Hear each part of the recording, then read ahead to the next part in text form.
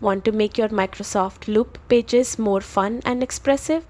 Let me show you how to insert emojis in just a few clicks. First, open Microsoft Loop in your browser and sign in with your Microsoft account. Once you're inside, head to the page or section where you want to add an emoji. Hover your cursor over the page and click the plus icon that appears. From the menu, select Emoji. This will open up a full panel of emojis to choose from. Smileys, symbols, objects, and more. Simply click on the emoji you like and it will instantly appear right where your cursor was placed.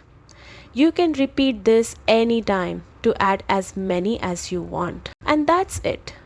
Adding emojis is a quick way to make your projects more engaging, highlight important points, or just add a little personality. If this tutorial helped, make sure to like this video and subscribe for more quick visits by Microsoft Loop tips.